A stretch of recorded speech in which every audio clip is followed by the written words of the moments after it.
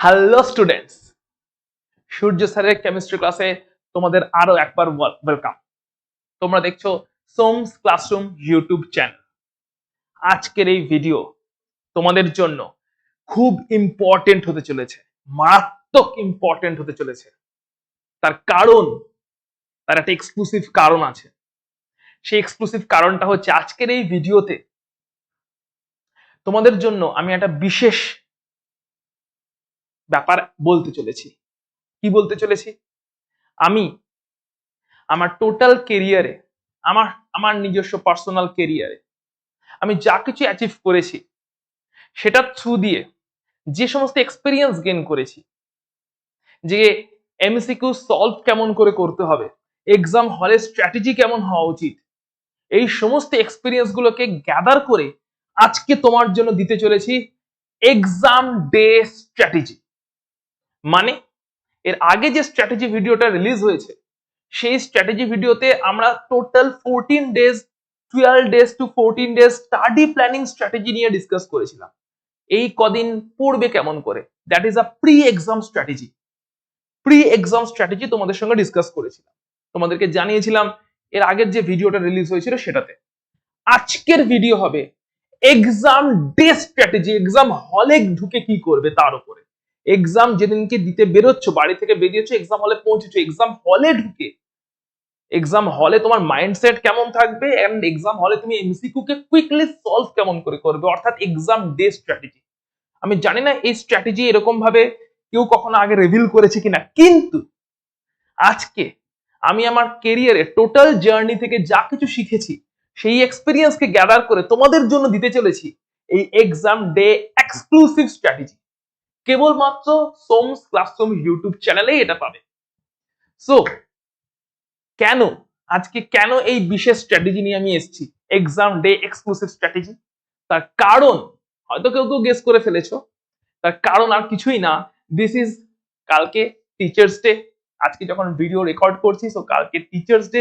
So এটা teachers day উপলক্ষে এই স্পেশাল ভিডিও, যেখানে এক্সাম ডেটাকে নিয়ে আমরা টোটাল ডিসকাস করব। এক্সাম হলে এক্স্যাক্টলি এমসিকিউ এর অ্যাপ্রোচ কেমন করে থাকবে সেটা তো থাকবেই, তার সঙ্গে তুমি এক্সাম হলে ঢোকা থেকে শুরু করে টোটাল অ্যাপ্রোচটা কেমন থাকবে, এমসিকিউ কেমন করে সলভ করতে হবে বা সেটা তো একটা পার্ট, কিন্তু টোটাল তোমার মাইন্ডসেট কেমন থাকবে, তুমি কেমন ভাবে আসবে, তোমার অ্যাপিয়ারেন্সটা কেমন থাকবে, নিজেকে কেমন ভাবে কনফিডেন্স রাখবে, এই সমস্ত পার্টটা খুব শর্টে তোমাদের সামনে তুলে ধরছি।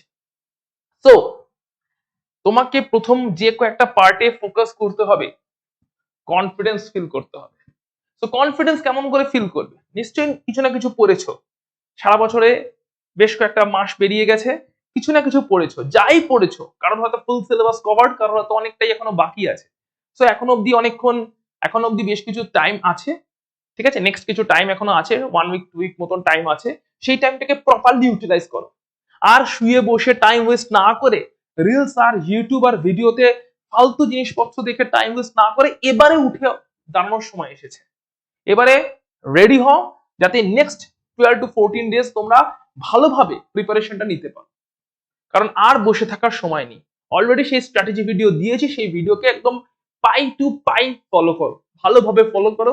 চ্যালেঞ্জ থাকবে 35 এ 35 পাওয়া থেকে কেউ আটকাতে পারবে না। Point number 1। সুতরাং নিশ্চয়ই পড়াশোনাটা চালিয়ে যেতে হবে। কনফিডেন্ট থাকার প্রথম রুল, তোমাকে তোমার পড়াশোনাটা চালিয়ে যেতে হবে। এরকম কোনো স্কিম নেই যে তুমি পড়াশোনা করবে না স্টিল কনফিডেন্ট ফিল করবে। সো কনফিডেন্ট থাকার জন্য ফার্স্ট তোমাকে পড়াশোনা, দ্যাট ইজ নলেজটা তোমাকে গ্যাদার করে যেতে হবে। তোমাদের যে কটা চ্যাপ্টার আছে সিলেবাসে, ম্যাক্সিমাম নলেজ সেখান থেকে গ্যাদার করতে হবে। তার স্ট্র্যাটেজি অলরেডি দিয়েছি, that is number 1। Number 2 point, powerful feel করতে হবে। যে এক্সাম হলের দিনকে যেন আমি পাওয়ারফুল ফিল করি, অর্থাৎ এক্সাম হলের দিনকে আমি যেন ফাটিয়ে দিতে পারি, এরকম টাইপের একটা অ্যাগ্রেসিভনেস আমার মধ্যে যেন থাকে। সো এই অ্যাগ্রেসিভনেসটা কখন আসবে? ফার্স্ট যখন তুমি কনফিডেন্ট থাকবে, অটোমেটিক্যালি তোমার মধ্যে ওই অ্যাগ্রেসিভনেস ডেভেলপ করবে। অটোমেটিক্যালি তোমার মনের মধ্যে একটা আনচান ভাব শুরু হবে যে আমি কতক্ষণে আনসার গুলো লিখবো, কতক্ষণে আমি কোয়েশ্চেন পেপারটা পাবো আর আনসার গুলো জাস্ট লিখবো। লেখার জন্য দাঁড়িয়ে আছি, মানে হাতে একদম কিলবিল করছে আনসার গুলো, এক্ষুনি বোধহয় লিখে দিতে পারবো।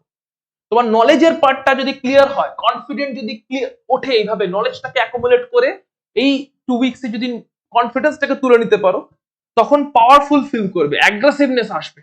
তবে যখনই তোমার কনফিডেন্স আসবে, তার সঙ্গে আমি বলবো একটু প্রপারলি যেদিনকে এক্সাম দিতে যাচ্ছ, যে কোনো সাবজেক্টের এক্সাম, কেমিস্ট্রির জন্য নয়, শুধু যে কোনো সাবজেক্টের এক্সামে অ্যাপিয়ার করছো, সেদিনকে প্রপারলি ড্রেস আপ করবে, প্রপারলি টাইমলি উঠবে, টাইমলি বেরোনোর চেষ্টা করবে, প্রপারলি ড্রেস আপ করবে। অর্থাৎ স্কুলের ইউনিফর্ম প্রপারলি পরবে, যেরকম করে আমরা ইউজুয়ালি পড়ে থাকি, ক্যাজুয়াল ভাবে যাবে না। ঠিক আছে, নিজেকে আয়নায় দেখে নেবে তার আগে একবার, চুলে ঠিকঠাক মতন চিরুনি করা আছে কিনা, প্রপারলি যেন একটা স্মার্ট ফিলিং নিজের প্রতি নিজে আসে। কনফিডেন্স তো এসেছে কারণ তুমি পড়াশোনাটা করে এক্সাম হলে যাচ্ছ, কিন্তু শুধু কনফিডেন্স নয়, পাওয়ারফুল হতে হবে, অ্যাগ্রেসিভনেসটা ভেতর থেকে বেরিয়ে আসতে হবে, যে আজকে আমি ফাটিয়ে দিতে যাচ্ছি, শুধু এক্সাম দিতে যাচ্ছি না, আজকে আমি ফাটাতে যাচ্ছি এক্সাম হলে, আগুন জ্বালাতে যাচ্ছি এক্সাম হলে, সমস্ত কোয়েশ্চেন্সকে এরকম পিস পিস পিস পিস করে কেটে রাখতে যাচ্ছি এক্সাম হলে। এই অ্যাগ্রেসিভনেসটা আসবে যখন তুমি একটু স্মার্ট ফিল করবে নিজের কাছে নিজে। তার উপায় হচ্ছে কি, প্রপারলি ড্রেস আপ করে নেওয়া, প্রপারলি একদম চুলে ঠিকঠাক ভাবে চুল হেয়ার স্টাইলকে ঠিকঠাক রাখা, ড্রেস আপ করা, যেন ফিট অ্যান্ড কনফিডেন্স লাগো। ঠিক আছে, যেন আয়না নিজেকে দেখলে ফিট অ্যান্ড কনফিডেন্ট, যে হ্যাঁ আজকে আমি এক্সাম দিতে যাচ্ছি না, শুধু আজকে আমি এক্সাম হলে রাজ করতে যাচ্ছি, ফাটাতে যাচ্ছি। সো পাওয়ারফুল ফিল করতে হবে। এক্সাম হলে যখন পৌঁছচ্ছ, তখন স্টেপ নাম্বার 3, তোমার মাইন্ডসেটের কথা বলছি এখন, কিন্তু আমি এক্সামের এমসিকিউ স্ট্র্যাটেজিতে ঢুকিনি, তোমার মাইন্ডসেটে আছি। ইনকনফেন্সেবল অ্যান্ড আনস্টপেবল ফিলিং আসবে তোমার যদি তুমি ওপরের দুটো কাজকে প্রপারলি করতে পারো। মানে টাস্ক নাম্বার 1 কি, তুমি প্রপারলি এই স্ট্র্যাটেজি ফলো করে, যে স্ট্র্যাটেজি আগে দিয়েছি 12 to 14 ডে স্ট্র্যাটেজি, সেটাকে ফলো করে পড়াশোনাটা করেছো, নলেজ গ্যাদার করেছেন, তার জন্য কনফিডেন্ট ফিল করছো, হ্যাঁ পারবো, এই কনফিডেন্সটা এসছে, এটা ছাড়া কিছুই হবে না। সো কনফিডেন্স এসছে, এই অবস্থায় এক্সামের দিন সকালবেলা নিজেকে প্রপারলি স্মার্ট ওয়েতে প্রেজেন্ট করছো, যে না হ্যাঁ আমি আজকে এক্সাম হলে শুধু এক্সাম দিতে যাচ্ছি না, আজকে আমি ফাটাতে যাচ্ছি এক্সাম হলে। অর্থাৎ পাওয়ারফুল ফিল করছে, অ্যাগ্রেসিভনেস আসছে ভেতর থেকে। এই অবস্থায় যখন এক্সাম হলে ঢুকছো, ওই অবস্থায় এইটা নিজেকে বোঝাতে বোঝাতে ঢুকবে, আমি রিপিট করে দেবো এই কথাটা, এইটা নিজেকে বোঝাতে বোঝাতে ঢুকবে যে আজকে কোয়েশ্চেন পেপার যাই আসুক না কেন, কোয়েশ্চেন পেপারে যে কোনো কোয়েশ্চেন আসতে পারে, হয়তো আমার কমন পড়তেও পারে, নাও পড়তে পারে, কিন্তু কোয়েশ্চেন পেপারে যাই আসুক না কেন, আমি প্রপারলি সেই কোয়েশ্চেন্সকে পড়ে এমসিকিউ সলভ করার যে সমস্ত টেকনিক স্যার এখন ডিসকাস করেছেন বা ক্লাসে ডিসকাস করেছেন, সেই সমস্ত টেকনিক গুলো মাথায় রেখে আমি এক্সামে যাব। এরকম ভাবে কেউ এক্সাম হলে ঢুকবে না এই বন্ধুর সঙ্গে গল্প করতে করতে যাচ্ছি, কি রে তোর প্রিপারেশন কেমন, আমার প্রিপারেশন দারুণ, আরে আমারটা বলিস না, আমারটা ফালতু হয়ে গেছে। নো গসিপ, এক্সাম হলে ঢোকার আগে নো গসিপ। যে এরকম নয় যে তুমি এক্সাম হলে জাস্ট ঢুকে যাচ্ছ, বন্ধুর সঙ্গে গল্প করতে বলতে, হ্যাঁ ঠিক আছে এটা হয়েছে ওটা হচ্ছে, casual, no casual approach, no gossip. অর্থাৎ তুমি নিজেকে রেডি করেছো একদম পুরো একলা কনফিডেন্টলি চলার মতন করে, নলেজ গ্যাদার করেছো, নিজের মধ্যে অ্যাগ্রেসিভনেসকে বাইরে বার করে এনেছো, পাওয়ারফুল ফিল করেছো, স্মার্ট ওয়েতে অ্যাপিয়ার করেছো নিজের কাছে নিজে, মেবি আয়নায় দেখে বাড়িতে নিজেকে তারপরে বেরিয়েছো, তো স্মার্ট আছো। এই অবস্থাতে গসিপ করে নিজের ওয়েটেজকে নিজের চোখে ডাউন করবে না। গসিপ করা বলো, টাইম পাস করা বলো, একটু ক্যাজুয়াল ভাবে যাওয়া বলো, এইভাবে এক্সাম হলে ঢুকবে না। এক্সাম সেন্টারে যখন এক্সাম হলে পা দিচ্ছ, ওই মোমেন্ট থেকে যেন তুমি নিজেকে এইটাই বোঝাবে, একটাই কথা বোঝাবে, যেটা এখন আমি বলে দিচ্ছি, কোয়েশ্চেন পেপারে যাই কোয়েশ্চেন আসুক না কেন, স্যার যে সমস্ত টেকনিক ডিসকাস করেছেন, আমি সেই টেকনিক গুলো মাথায় আছে, সেই টেকনিক অনুযায়ী আমি আনসার সলভ করব। এই একটাই কথা নিজেকে বলে বলে বলে বলে এক্সাম হলে ঢুকবে। আর সেই সময় অন্য 5 জনের সাথে কথা বলে গসিপ করে নিজেকে ডিস্ট্রাক্ট হওয়া থেকে আটকাবে, ডিস্ট্রাক্টেড হয়ে যাবে না ওই মোমেন্টে। এক্সাম হলে যখন ঢুকবে, একদম রাজার মতন এক্সাম হলে ঢুকবে, যে এক্সাম দিতে আসেনি, ফাটাতে এসেছি, রাজ করতে এসেছি, কোনো কোয়েশ্চেন হবে না যেটা আমি পারবো না। এইটা নিজেকে বলতে বলতে বলতে বলতে ঢুকবে। এই এই এই কালচারটা নিজে করবে, নিজের ব্রেনের সঙ্গে নিজেকে বোঝাবে যে আমি এটাই করতে চলেছি এক্সাম হলে, কারণ আমি স্ট্র্যাটেজি জানি, কারণ আমি পড়াশোনা করেছি, আমি এক্সাম হলকে কেমন করে সামলাতে হবে, এমসিকিউ কেমন করে সলভ করতে হবে, সেই সমস্ত স্ট্র্যাটেজিও জেনেছি। তাহলে আমার আর ভয় কিসের? আমি পাবো না তো 35 এ 35, আর কে পাবে? সো এই অ্যাপ্রোচ নিয়ে যদি তুমি এক্সাম হলে ঢোকো, you will be unstoppable on that day. কেউ আটকাবে না তোমাকে। সো এরপরে আমরা চলে আসছি এক্সাম হলে যখন তুমি ঢুকে পড়েছো এন্ড কোয়েশ্চেন পেপার ডিস্ট্রিবিউশন হচ্ছে, কোয়েশ্চেন পেপার পাচ্ছ এন্ড এমসিকিউ সলভ করার পালা আসছে। সো এতক্ষণ পর্যন্ত যা কিছু বললাম এটা ছিল এক্সাম ডে তে এক্সাম হলে ঢোকার আগে পর্যন্ত। এক্সাম ডে সকালবেলা উঠে থেকে কেমন করে তুমি নিজেকে প্রিপারেশন করলে, কেমন করে নিজের মাইন্ডসেটকে রেডি করলে যাতে এক্সাম হলে গিয়ে তুমি ভালো রকম ভাবে এক্সামটা দিতে পারো এন্ড ফুল মার্কস স্কোর করতে পারো। টোটাল কিন্তু আমরা যা কিছু ডিসকাশন করছি 35 এ ফুল মার্কস স্কোর করার জন্য।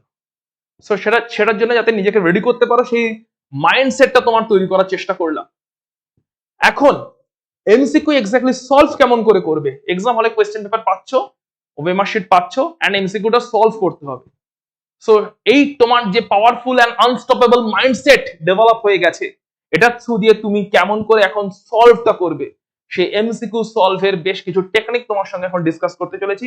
ভিডিওকে স্কিপ না করে ভালো করে পয়েন্টগুলো নোট ডাউন করবে, দরকার হয় এই ভিডিওটাকে বারবার দেখবে প্রত্যেকটা এক্সামের আগে।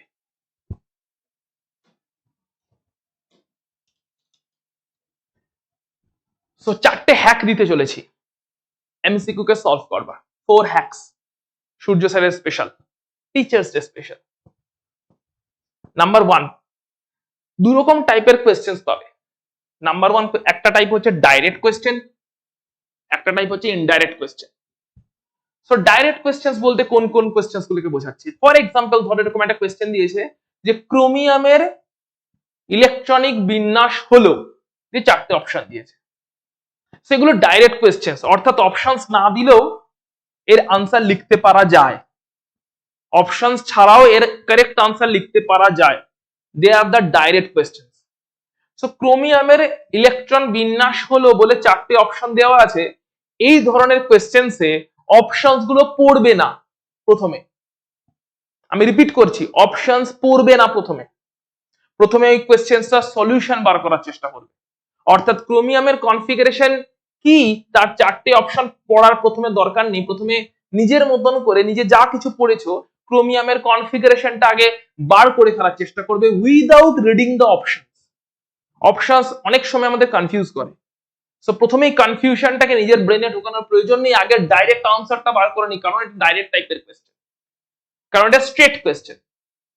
কোন একটা নিউমেরিক্যাল টাইপের প্রবলেম আছে, সো নিউমেরিক্যাল টাইপের প্রবলেমে আগে নিউমেরিক্যালটা সলভ করে নি, আনসারে তো এমনি পৌঁছে যাব, তারপর আমি অপশনস চেক করব। ক্রোমিয়ামের কনফিগারেশন কি আগে লিখে নি, আনসারে তো এমনি পৌঁছে যাব, তারপরে অপশনস চেক করব। বা এরকম ডাইরেক্ট যে সমস্ত কোয়েশ্চেন্স থাকবে, কোন একটা ধরো পার্টিকুলার কিছুর ইউনিট জিজ্ঞেস করেছে, যেটার ইউনিটটা হলো এইটা, তো ইউনিটটা কি আগে ফিগার আউট করে নি, যা কিছু নলেজ আছে তার বেসিসে ফিগার আউট করে নি ইউনিটটা কি। হয়তো এরকম একটা পর্যায় সারণী থেকে একটা কোয়েশ্চেন দিয়েছে, সে আয়নন বিভব সব থেকে বেশি কোন মৌলের, 4টে অপশন থাকবে। সো আয়নন বিভব সব থেকে বেশি কোন মৌলের আগে ফিগার আউট করে নি, যদি জানা থাকে ভালো, না হলে ফিগার আউট করে নি কনসেপচুয়ালি, তারপরে অপশনস দেখবো। সো এগুলো হচ্ছে ডাইরেক্ট কোয়েশ্চেন, যার আনসার অপশনস না থাকলেও লেখা যায়। সেই সমস্ত কোয়েশ্চেন্স এর জন্য অপশনস পড়বে না প্রথমে, প্রথমে আগে আনসারটা বার করার চেষ্টা করবে। আনসারটা যে বেরিয়ে গেল যে হ্যাঁ এটা হচ্ছে আমার কনফিগারেশনটার আনসার, ক্রোমিয়ামের কনফিগারেশন এটা আনসার, বা মৌলের পর্যায় সারণীতে সব থেকে বেশি আয়নন বিভব হচ্ছে এই পার্টিকুলার মৌলটার, হিলিয়ামের আনসার আমরা জানি, হিলিয়ামের আয়নন বিভব সব থেকে বেশি।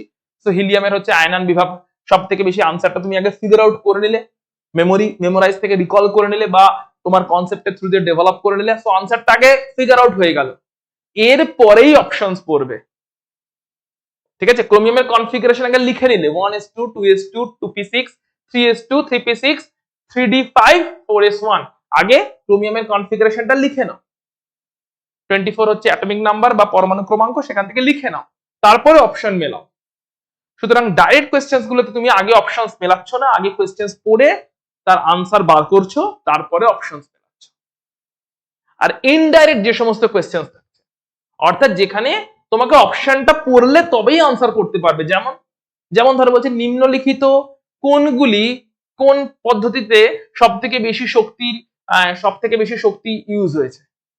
সো নিম্নলিখিত কোন পদ্ধতিতে সব থেকে বেশি শক্তি গৃহীত হয়েছে বা বর্জিত হয়েছে কিছু একটা দিয়েছে, সেক্ষেত্রে নিম্নলিখিত পদ্ধতিগুলো না পড়লে আনসার কোনোদিনই করতে পারা যাবে না, রাইট? তো সেক্ষেত্রে হ্যাঁ অপশনসই আগে পড়তে হবে। সেক্ষেত্রে কিছু করার নেই, সেক্ষেত্রে কোয়েশ্চেন্সটা পড়ে তো ডাইরেক্ট আনসার আসতে পারছি না, কারণ নিম্নলিখিত অপশনস গুলো পড়লে সেখান থেকে আমাকে আনসার চুজ করতে হবে। So these are the choosing questions, direct questions নয়। অর্থাৎ এদের অপশনস না থাকলে এদের আনসার করা যাবে না। চারটের নিচের একটা কিছু বলে দিয়েছে, নিম্নলিখিত কোণগুলির মধ্যে এইটা দেখতে পাওয়া যায়, নিম্নলিখিত কোণগুলির মধ্যে ওই ধর্মটা দেখতে পাওয়া যায়। তো এরকম যখন বলে দেবে তখন নিম্নলিখিত জিনিসটাকে পড়তে হবে আগে, তাই না? তারপরে গিয়ে আনসার করতে পারবে। তো সেক্ষেত্রে হ্যাঁ, কিছু উপায় নেই, ক্ষেত্রে অপশনস পড়তে হবে, কিন্তু এখানেও একটা স্ট্র্যাটেজি মেনটেন করতে হবে অপশনস পড়ার জন্য। That is the next hack. Options কেমন ভাবে পড়বে? ইউজুয়ালি অপশনস লেখা থাকে এ বি সি ডি এই অর্ডারে, তাই তো? আমরা প্রথমে ইউজুয়ালি এ অপশনটাকে পড়ি, তারপরে বি অপশন পড়ি, দেন সি অপশন পড়ি, দেন ডি অপশন পড়ি। এখানে উল্টো পড়বে। কিরকম পড়বে? উল্টো অপশন পড়বে। ডি সি বি এ এই অর্ডারে অপশনস পড়বে। ডি অপশন প্রথমে পড়বে, অর্থাৎ লেফট টু রাইটে না পড়ে রাইট টু লেফটে অপশন পড়বে, বা এ বি সি ডি অর্ডারে না পড়ে প্রথমে ডি অপশনটাতে চোখ দেবে, তারপরে সি অপশনস দেখবে, তারপরে বি অপশনস, তারপরে এ অপশনস। কেন এরকম বললাম? There is a chance A B C D এই অর্ডারে অপশনস পড়লে অনেক সময় চান্সেস থাকে, সবসময় নয়, এটা সবসময়ের জন্য অ্যাপ্লিকেবল নয়, এটা জাস্ট একটা টেকনিক, অনেক সময় অ্যাপ্লিকেবল হয়ে যায়। এ বি সি ডি এই অর্ডারে অপশন পড়লে দেখা যায় এ আর বি এর অপশনসে এত কনফিউশন যেখানে অনেকটা টাইম চলে যায়। সি আর ডি তে হয়তো কারেক্ট আনসারটা ছিল, বা এ আর বি এর মধ্যেও কারেক্ট আনসার থাকতে পারে, কিন্তু শুরুর দিকে অপশনস গুলো পড়লে কনফিউশন জেনারেট হয়ে যায়। পিছন দিকে অপশনস পড়লে অপশনসটা থাকেই এরকম প্যাটার্নে, ইউজুয়ালি, সবসময় বলছি না, 100% নয়, এটা 100% টেকনিক নয়, কিন্তু তুমি প্র্যাকটিস করতে থাকলে বুঝতে পারবে যে যদি লাস্টের দিক থেকে অপশনস পড়া যায় তাহলে অনেক ক্ল্যারিফাই হওয়া যাচ্ছে, আনসারটাতে কুইকলি পৌঁছানো যাচ্ছে, ক্ল্যারিফাই হওয়া যাচ্ছে। অনেক ক্ষেত্রে যেটা সি বা ডি তেই ডাইরেক্ট আনসারটা পেয়ে যাচ্ছে। সো যেহেতু আনসারটাতে অনেক বেশি ক্ল্যারিফাই হওয়া যায় ডি সি বি এ এই অর্ডারে পড়লে, কারণটা খুবই সোজা। আমরা usually A B C D অর্ডারে অপশন পড়ি, আর সেই কারণে শুরুর দিকের অপশনস গুলো অনেক সময়তে কনফিউজিং হইতে থাকে, সব সময় নয়, তাই এটা কোনো 100% শিওর শট টেকনিক নয়, কিন্তু অনেক ক্ষেত্রে চান্স নেওয়া যায়, এবং চান্স অনেক সময় ফেভারও করে যায়। এ বি সি ডি অর্ডারে না পড়ে ডি সি বি এ অর্ডারে অপশনস পড়বে সেক্ষেত্রে, যাতে চান্সটা তুমি নিতে পারো। এ বি সি ডি অর্ডারে অপশনস পড়তে গিয়ে কনফিউজ হয়ে যাওয়ার চান্সেস বেশি থাকে, প্রবাবিলিটি বেশি থাকে। 100% যে হবেই তা নয়, কিন্তু প্রবাবিলিটি বেশি থাকে। আর উল্টো দিক থেকে অপশনস পড়লে কনফিউজ হওয়ার চান্সেসটা বা প্রবাবিলিটিটা কম থাকে। তো এখানে একটা চান্স নিয়ে দেখা, এমন নয় যে ওটাই হবেই, সবসময় তাই হবে, সব কোয়েশ্চেন্স এরকমই হবে, এরকমটা না, কিন্তু এটা চান্স নিয়ে দেখা। এই অপশনস উল্টো দিক থেকে পড়া প্র্যাকটিস করবে, উল্টো দিক থেকে পড়ার চেষ্টা করবে। তাতেও হতে পারে এ বি তে আনসার এলো, কিন্তু সেক্ষেত্রে হয়তো একটু ফেভার পাবে, যে হ্যাঁ অপশনস এর ব্যাপারে ক্লারিফিকেশন আসবে। So that is hack number 2। তাহলে কি কি হলো? দু রকম টাইপের questions, direct questions directly answer করছো, তারপরে অপশনস দেখছো। ইনডাইরেক্ট কোয়েশ্চেন্স অপশনসই আগে দেখতে হবে, এবং সেই ক্ষেত্রে অপশনস কেমন করে দেখছো? ডি সি বি এ এই অর্ডারে উল্টো দিক থেকে অপশনস পড়ছে না, অপশন। নেক্সট পয়েন্ট, নেক্সট হ্যাকটা কি বলছে? Sequence of answering. ইউজুয়ালি আমরা কোয়েশ্চেন পেপার পাওয়া মাত্র 1 2 3 4 এই অর্ডারে কোয়েশ্চেন্স পড়তে থাকি। সো প্রথমে বলবো কোয়েশ্চেন্স মিনিমাম দুবার রিডিং পড়বে। হয়তো একবার পরেই তুমি কোয়েশ্চেন্সটা বুঝে গেছো, স্টিল আই রেকমেন্ড দুবার মিনিমাম রিডিং পড়বে। কোয়েশ্চেন্সটাকে দুবার পড়বে, একবার পড়ে বুঝে গেলেও দুবার পড়বে। দুবার যখন কোয়েশ্চেন্স পড়লে তোমার কাছে কোয়েশ্চেনটা ক্লিয়ার হলো, তারপরে সেটা ডাইরেক্ট কোয়েশ্চেন্স হতে পারে, ইনডাইরেক্ট কোয়েশ্চেন্স হতে পারে, যেমনই হোক না কেন তুমি আনসার প্রসিড করছো, আনসারের জন্য প্রসিড করছো। সো এই অবস্থাতে sequencing of question very important. ধরো 1 2 3 4 5 4-5টা কোয়েশ্চেন্স পড়ে নিয়েছো, প্রথমে এক্সামে কোয়েশ্চেন পেপার হাতে পাওয়ার পরেই 1 2 3 4 5 ফার্স্ট 5 কোয়েশ্চেন্সকে ভালো করে দুবার করে প্রত্যেকটা কোয়েশ্চেন্সকে রিডিং পড়বে। রিডিং পড়ে ফিগার আউট করার চেষ্টা করবে যে প্রথম 5টা কোয়েশ্চেন্সকে তুমি পারছো না। প্রয়োজন হলে 5টা না পড়ে মাত্র 3টে কোয়েশ্চেন্সই পড়বে। প্রথম 3টে কোয়েশ্চেন্স করে ফিগার আউট করার চেষ্টা করবে যে তুমি ফার্স্ট রাউন্ডে কোনো অত কিছু চিন্তা ভাবনা না করে তোমার কি গ্রিপের কোয়েশ্চেন্স, তোমার কি পারা যাবে এরকম কোয়েশ্চেন্স, নাকি বাজে কোয়েশ্চেন্স, পারবেই না, টাফ লাগছে, বা পারলেও টাফ লাগছে, এরকম কোয়েশ্চেন্স। প্রথম 3টে থেকে 5টা, এর বেশি কোয়েশ্চেন্স পড়বে না প্রথমেই। পুরো কোয়েশ্চেন পেপার প্রথমেই পড়ে নেওয়ার দরকার নেই।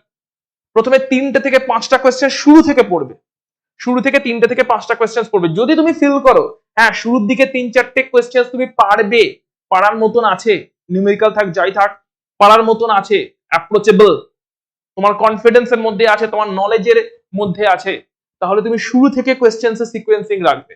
অর্থাৎ 1 2 3 4 5 6 7 8 এইভাবে কোয়েশ্চেন্স পড়তে পড়তে তুমি 35 অবধি কোয়েশ্চেন্স পড়ে সব করা সলভ করবে। কিন্তু যদি প্রথম 3টে বা 4টে কোয়েশ্চেন্স পড়ার পরে তুমি ফিল পাও না টাচ করাই যাচ্ছে না কোয়েশ্চেন্স, তোমার মাথার উপর দিয়ে যাচ্ছে কোয়েশ্চেন্স, পারাই যাচ্ছে না, বুঝতেই পারছো না, বা একটা বা দুটো হয়তো পারছো, 5টা কোয়েশ্চেন্স পড়ে মাত্র একটা বা দুটোই হয়তো ক্র্যাক করতে পারবে বলে মনে হচ্ছে, তাও শিওর হচ্ছ না, কোয়েশ্চেন্স প্রথম থেকে সিকোয়েন্স পড়া বন্ধ করে লাস্ট থেকে সিকোয়েন্স পড়া শুরু করবে, মানে লাস্টের কোয়েশ্চেন্সে চলে যাবে একদম সঙ্গে সঙ্গে। প্রথমের দিকের কোয়েশ্চেন্স ছেড়ে দিয়ে বেরিয়ে যাবে পুরো, একদম লাস্টের কোয়েশ্চেন্স দেখা যাবে, মানে 35 নাম্বার কোয়েশ্চেন্স তখন আসবে। অনেক সময় শুরুর দিকের কোয়েশ্চেন্স যদি হার্ড হয়, লাস্টের দিকের কোয়েশ্চেন্স ইজি থাকে। শুরুর দিকে টাইম এত ওয়েস্ট হয়ে যায় হার্ড কোয়েশ্চেনকে সলভ করতে গিয়ে, লাস্টের দিকের ইজি কোয়েশ্চেন্স তখন আর লাস্টের টাইম শর্টেজ হয়ে যাওয়ার জন্য সলভ হয়ে ওঠে না। তো সেই ট্র্যাপটাকে আমাদের অ্যাভয়েড করতে হবে। প্রথম 5টা কোয়েশ্চেন্স পড়ে যদি তুমি কনফিডেন্স ফিল করো তাহলেই শুরু থেকে কোয়েশ্চেন্স পড়া কন্টিনিউ রাখবেন, না হলে কোয়েশ্চেন পেপার চেঞ্জ করে লাস্টে যাবে। 35 34 33 32 31 এই অর্ডারে কোয়েশ্চেন্স আসবে, লাস্ট থেকে পড়ে ফার্স্টের দিক পর্যন্ত আসবে। So this should be your sequence. যেটাই পড়ো না কেন প্রথম থেকে পড়ো, লাস্টের থেকে পড়ো। সো অলওয়েজ তোমাকে দুবার করে একটা কোয়েশ্চেন্স পড়ে নেবে যাতে পুরো কোয়েশ্চেনটাতে কি বলেছে মাথায় ঢুকে যায়। অনেক সময় এই জিনিসটাও হয়, কোয়েশ্চেনটা পড়ে মানেটা ঠিকঠাক বুঝতে না পারার জন্য আনসার হয়তো ভুল করে চলে এসছো। মানেটা বুঝতে পারার জন্য, ক্ল্যারিফাইড থাকার জন্য দুবার করে কোয়েশ্চেন পেপার পড়া, মানে প্রত্যেকটা কোয়েশ্চেন পড়া is highly recommended. And the last and the most important part, that is hack number 4, 3-round strategy. 3-round strategy. কি এই 3-round strategy? এক্সক্লুসিভলি সূর্য স্যার দিচ্ছে 3-round strategy. সো এই 3-round strategy হচ্ছে, তুমি প্রথম থেকে পড়া শুরু করেছো বা শেষ থেকে পড়ছো, যেমন ভাবেই পড়ো না কেন, যেমন ভাবেই তুমি পড়ো না কেন, প্রথমেই একটা পড়লে সেটা নিয়ে বসে আছো, সেটা নিয়ে বসে আছো, এরকম ভাবে কোয়েশ্চেন সলভ করবে না। হতে পারে তোমার প্রথম দিক থেকে সলভ করছো 1 2 3 4 5 6 7 8 এই অর্ডারে সলভ করছো, অথবা প্রথম দিকে একটু টাফ লাগার জন্য লাস্টের দিকে চলে গেছো, লাস্টের দিক থেকে সলভ করছো। সো যেমন ভাবেই সলভ করো না কেন, ফার্স্ট রাউন্ডে ফার্স্ট 20 মিনিটস এর মধ্যে শুধু সেই কোয়েশ্চেন্স গুলো সলভ করবে যেগুলো মোস্ট ইজি, সব থেকে ইজি কোয়েশ্চেন্স যেগুলো। কেমন করে সলভ করবে আমি দেখিয়ে দিচ্ছি, একটা ডেমো দেওয়ার চেষ্টা করছি তোমাদের সামনে এই রেকর্ডিং এর সেশনে। তো ধরো ফার্স্ট কোয়েশ্চেন পেপারটা পড়ছো, কোয়েশ্চেন পেপার 1 হ্যাঁ ঠিক আছে পারবো, 2 পারবো, 3 পারছি না মনে হচ্ছে বা বুঝতে পারছি না ভাবতে হবে, 4 হ্যাঁ পারবো মনে হচ্ছে, 5 পারবো মনে হচ্ছে, 6 পারবো মনে হচ্ছে, 7 ঠিক শিওর নই, 8 পারবো মনে হচ্ছে, 9 পারবো না জানি না, 10 জানি না, 11 পারবো, 12 জানি না, 13 ক্যালকুলেশন করতে হবে বুঝতে পারছি না, 14 জানি না, 15 পারবো মনে হচ্ছে, 16 একটু ভাবতে হবে এখনই বুঝতে পারছি না, 17 হ্যাঁ পারবো। সো যে যে কোয়েশ্চেন্স গুলো একবার পড়েই মানে ফার্স্ট রাউন্ড পড়েই পারবো ফিল আসছে, যে শিওর পারবো, হতে পারছে সেই কোয়েশ্চেন্স এর সংখ্যা হয়তো খুবই কম, হয়তো টোটাল 35টা কোয়েশ্চেন্স এর মধ্যে প্রথম 5টা মানে যে কোনো 5টা বা 10টা কোয়েশ্চেন্স পড়ে তোমার মনে হলো হ্যাঁ ফার্স্ট রাউন্ডেই পারবে, ওইগুলোকে আগে সলভ করে ফেলবে, পাস মার্ক উঠে গেল। দ্যাট ইজ পাস নিয়ে কোনো চিন্তা নেই। দু একটা কমেন্ট পেয়েছিলাম যেখানে যারা পাস কি করে করবে সেই কথাও জিজ্ঞেস করেছিল, তাদের জন্য বিশেষ করে এটা ইম্পর্টেন্ট। পাস মার্ক তোলার জন্য মোস্ট ইম্পর্টেন্ট টাস্ক হচ্ছে ইজিয়েস্ট কোয়েশ্চেন্স খুঁজে বার করা। নিশ্চয়ই কিছু না কিছু পড়েছো এন্ড সেখান থেকে কিছু না কিছু ডাইরেক্ট বা ইনডাইরেক্ট ইজিয়েস্ট কোয়েশ্চেন্স থাকবে, যাকে বলে 6 মারার বল। সেই বল মিস করলে হবে না, সেইটা খুঁজে বার করতে হবে। পুরো কোয়েশ্চেন পেপার থেকে ইজিয়েস্ট কোয়েশ্চেন্স খুঁজে বার করাই হচ্ছে number 1 round, first round. Easiest questions খুঁজে বার করা, সেটাকেই আগে আনসার করা, সে তুমি প্রথম থেকে করো আর শেষ থেকে করো। সো যেটা ফার্স্ট রাউন্ডে মনে হবে পারবে সেগুলোই আগে এমসিকিউ তে ওএমআর শিটে আনসার করতে করতে করতে করতে যাবে। এন্ড যখন করতে করতে করতে যাবে তখন যেগুলো একটু ভাবতে হবে মনে হচ্ছে সেগুলো সেই কোয়েশ্চেন্স গুলোর পাশে একটা করে ডট দিতে দিতে যাবে। যে হ্যাঁ এই কোয়েশ্চেন গুলো পারবো, কিন্তু সেকেন্ড রাউন্ডে, ফার্স্ট রাউন্ডের মতন নয়। একটু ভাবতে হবে, একটু ক্যালকুলেশন করতে হবে, একটু মাথা লাগাতে হবে, বা একটু হিসাব করতে হবে। অর্থাৎ সেকেন্ড রাউন্ডে পারবো, এক্ষুনি একদম দেখছি আর পারছি এরকম টাইপের নয়। তো যেগুলো দেখছি আর পারছি সেগুলো ফার্স্ট রাউন্ডে আসবে। হয়তো 7-8টা কোয়েশ্চেন, 10টা কোয়েশ্চেন পেয়ে গেলে, লাখ ভালো থাকলে আরো বেশি পেতে পারো। তো 5 থেকে 8টা কোয়েশ্চেন তো পাবে, যেটা তোমার এই জিনিসটাকে তুলে দেবে আগে, ইজিয়েস্ট কোয়েশ্চেন। এরপরে রাউন্ড নাম্বার 2।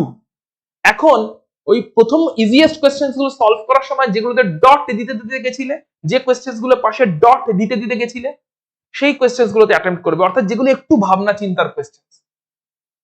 তো ফার্স্ট 15 মিনিটস পর্যন্ত তুমি সলভ করে ফেললে মোস্ট ইজিয়েস্ট কোয়েশ্চেন, পারলে এর থেকে আরো কম টাইমে, ফার্স্ট 10 মিনিটস এর মধ্যে, ফার্স্ট 10 মিনিটসে তুমি ইজিয়েস্ট কোয়েশ্চেন কে নামিয়ে ফেললে। এরপরে তুমি একটু হাত দেবে কনসেপচুয়াল কোয়েশ্চেন গুলোতে, যেগুলো একটু ভাবতে হচ্ছে বা ক্যালকুলেশন করতে হচ্ছে বা নিউমেরিক্যাল অ্যাপ্রোচ আছে, একটু লম্বা নিউমেরিক্যাল হতে চলেছে, সেই কোয়েশ্চেন গুলোতে হাত দেবে। সেই কোয়েশ্চেন গুলো রাউন্ড 2 তে যাবে। হতে পারে সেখান থেকে অনেক কোয়েশ্চেন তুমি পারলে আর অনেক কোয়েশ্চেন পারলে না, যেরকমই সিচুয়েশন, অনেকগুলি দেখা গেল পারলে না, কিন্তু কোনো কোয়েশ্চেন নিয়ে বসে থাকবে না। আই রিপিট দিস, কোনো কোয়েশ্চেন নিয়ে বসে থাকবে না। রাউন্ড 2 তেও যেগুলো ট্রাই করছো, ট্রাই করতে করতে যদি দেখা যায় একটা প্রবলেম অনেক লম্বা টাইম ধরে ট্রাই করছো, ওই প্রবলেমকে ছেড়ে দেবে ওই অবস্থা, পরে প্রবলেমে শিফট করে যাবে। এক্সাম হলে টাইমটা ইম্পর্টেন্ট, আনসার করাটা থেকে টাইমের মধ্যে আনসার করা, এইটা ইম্পর্টেন্ট। ওই কোয়েশ্চেন পেপার তোমাকে দিয়ে দিলে তুমি সারা দিনের মধ্যে হয়তো পুরো আনসার করে ফেলবে, কারেক্টলি করে ফেলবে, কিন্তু টাইমের মধ্যে আনসার করা এটা হচ্ছে ইম্পর্টেন্ট। আনসার করাটা ইম্পর্টেন্ট নয়, টাইমের মধ্যে আনসার করাটা ইম্পর্টেন্ট। তো সেই জন্য কোনো একটা আনসারিং ক্যালকুলেশন লম্বা হয়ে যাচ্ছে দেখতে পাচ্ছ, এন্ড তারপরে শিওর হতে পারছো না যে কারেক্ট আনসারে পৌঁছবে কি পৌঁছবে না। তো ওই ক্যালকুলেশনকে মাঝ পথে হোল্ডে পাঠিয়ে দেবে, ছেড়ে দেবে ক্যালকুলেশন, এন্ড নেক্সট প্রবলেমে চলে যাবে। রাউন্ড 2 তে বলছি। সো রাউন্ড 2 তে তুমি কনসেপচুয়াল এবং নিউমেরিক্যাল একটু ক্যালকুলেশন বেসড প্রবলেমগুলো সলভ করছো, এন্ড সেখানে সলভ করতে করতে যেগুলো তোমার দ্বারা ইজিলি হয়ে যাচ্ছে, ইজি ক্যালকুলেশন ছিল, ইজি কনসেপ্ট ছিল, একটু চিন্তা করে হয়ে যাচ্ছে, সেগুলো সব নামিয়ে ফেলছো। এরকম করে হতে পারে আরো 10টা মতন কোয়েশ্চেন তোমার নেমে গেল, 10 থেকে 12টা কোয়েশ্চেন। দেখবে রাউন্ড 1 আর রাউন্ড 2 যারা একটু পড়াশোনা করে যাচ্ছ, যারা একদম পড়াশোনা এখন অব্দি করনি, জাস্ট এই 14 ডেজেই পড়বে, তারা ফার্স্ট রাউন্ডেই দেখবে পাস মার্কস সিকিউর করে ফেলেছে। এই 14 ডেজে যদি কেউ পড়ে যাও, যে স্ট্র্যাটেজি দিয়েছে সেই স্ট্র্যাটেজি অনুযায়ী সে পাস মার্কস সিকিউর করে ফেলবে। রাউন্ড 1 এ সে ইজিয়েস্ট কোশ্চেন গুলো পেয়ে যাবে। রাউন্ড 2 অবধি যারা পৌঁছচ্ছ, দ্যাট ইজ রাউন্ড 2 অবধি পৌঁছচ্ছ মানে একটু পড়াশোনা করে এসছো, একদম লাইটলি আসনি, 6 মাসে কিছু না কিছু হলো পড়েছো, রাউন্ড 2 অবধি পৌঁছেছো, এই অবস্থায় দেখবে তারা আরামসে 20 থেকে 25 লেভেলে চলে গেছে। অর্থাৎ 25 কোয়েশ্চেন্স কে হয়তো সলভ করেই ফেলেছো, প্যাক আপ করে ফেলেছো অলরেডি। যখন এক্সাম হলে 25 কোয়েশ্চেন্স সলভ হয়ে যাবে না, আমি লিখে দিচ্ছি, তখন এত কনফিডেন্ট ফিল হবে, মনে হবে বাকিগুলোও পারবো। তোমার ব্রেন তোমাকে এত সাপোর্ট করবে, তখন বলবে এতগুলো নামিয়ে ফেলেছিস, তোমার ব্রেনই তোমাকে ইন্ডিকেশন দেবে যে ভাই এতগুলো তুই নামিয়ে ফেলেছিস, বাকিগুলো করে ফেল, হয়ে যাবে তোর। এক্সাম হলে দেখবে কনফিডেন্ট বুস্ট আপ হবে, এক্সাম হলে দেখবে তোমার গুজবাম্পস আসবে, এক্সাম হলে তুমি কনফিডেন্ট, এক্সট্রা কনফিডেন্স ফিল করতে পারবে। যা কনফিডেন্স নিয়ে এক্সাম হলে ঢুকেছিলে, যে অ্যাগ্রেসিভনেস নিয়ে ঢুকেছিলে, যে ফাটিয়ে দেবো মানসিকতা নিয়ে ঢুকেছিলে, সেখানে আরো একটা বুস্ট আসবে যখন তুমি দেখবে রাউন্ড 1 এর ইজিয়েস্ট কোয়েশ্চেন্স আর রাউন্ড 2 এর একটু কনসেপচুয়াল, একটু ক্যালকুলেশনস, একটু লেংদি কোয়েশ্চেন্স গুলোকে তুমি প্যাক আপ করে ফেলেছো। তখন তোমার কনফিডেন্সে এতটা বুস্ট আসবে যে হতেই পারে যে রাউন্ড 3 এর প্রবলেম তুমি এমনিতে পারতে না, সেই রাউন্ড 3 এর প্রবলেম এক্সাম হলে বসে তুমি নামাচ্ছ। এক্সাম হলে বসে নতুন টাইপের কোন প্রবলেম, যেটা হয়তো আগে প্র্যাকটিস করে আসোনি, যেটার ব্যাপারে অতটা আইডিয়াও ছিল না, বাট তোমার পড়াশোনাটা ছিল, বেসিক পড়াশোনাটা, তুমি এক্সাম হলে বসে এই প্রবলেমকে হয়তো নামাচ্ছ। সো রাউন্ড 3 তে আসবে সেই সমস্ত প্রবলেম যেগুলো অ্যাপারেন্টলি দেখলে তোমার পারবো না বলে মনে হয়েছে, এন্ড তুমি যদি রাউন্ড 2 অবধি সাকসেসফুলি অ্যাচিভ করতে পারো, রাউন্ড 3 এরও 100%, 90 to 100% প্রবলেম তুমি নামিয়ে আসতে পারো। ডিপেন্ড করছে তোমার পড়াশোনাতে কতটা ডেপথ আছে তার উপরে। হ্যাঁ, রাউন্ড 3 তে একদম ফুল নামিয়ে আসতে গেলে তোমার ডেফিনেটলি পড়াশোনাতে ডেপথ থাকতে হবে, কিন্তু নামিয়ে আসতে পারবে। সো 30 আপ স্কোর করাটা কোনো ব্যাপার নয়, যদি কেউ এই এক্সাম স্ট্র্যাটেজি ফলো করে। 35 তো আমি দেখতে পেয়েছি অনেকেই আনতে চলেছো, যা কমেন্ট পেয়েছি। স্টিল যারা এখনো পাশের চিন্তা করছো তাদেরকেও বলবো এই 14 ডেজের এফর্ট দিলে পাস তো ছেড়ে দাও, 30 অব্দি স্কোর করে যাওয়া কোনো ব্যাপার নয়। জাস্ট এই কয়েকটা পলিসি মেনটেন করে, কয়েকটা স্ট্র্যাটেজি মেনটেন করে যদি তুমি এক্সামটা এমসিকিউ গুলো অ্যাপিয়ার করো, আই গেস এই স্ট্র্যাটেজিটা তোমাকে এক্সাম হলে মারাত্মকভাবে সাহায্য করবে, কারণ এই স্ট্র্যাটেজি পার্সোনালি আমাকে প্রচুর সাহায্য করেছে আমার কেরিয়ার। আমার টোটাল কেরিয়ারে যেমনই আমি অ্যাচিভ করেছি না কেন, সে আইআইটি জ্যাম এক্সাম ক্র্যাক করা বলো, ডিপার্টমেন্ট অফ অ্যাটমিক এনার্জিতে অল ইন্ডিয়া 3 র্যাঙ্ক হোল্ড করা বলো, যাই বলো না কেন, এই টোটাল জিনিসটাতে আমাকে প্রচুর হেল্প করেছে আমার কেরিয়ারে। সায়েন্টিস্ট হওয়া অবধি, অ্যাটমিক এনার্জিতে সায়েন্টিস্ট আর সায়েন্টিস্ট হিসেবে রিক্রুটমেন্ট হওয়া অবধি আমার যে টোটাল জার্নি, তাতে এই ধরনের স্ট্র্যাটেজি আমাকে প্রচুর হেল্প করেছে। আমি আমার টিচারদের থেকে শিখেছি, এন্ড আজকে আমি হাইলি মোটিভেটেড এন্ড এক্সাইটেড এই স্ট্র্যাটেজি গুলো তোমার সঙ্গে রিভিল করার জন্য, তোমার কাছে এই সিক্রেটটা রিভিল করার জন্য। তার কারণ আর কিচ্ছু না, this is a teacher's day special from Surya sir. Thank you.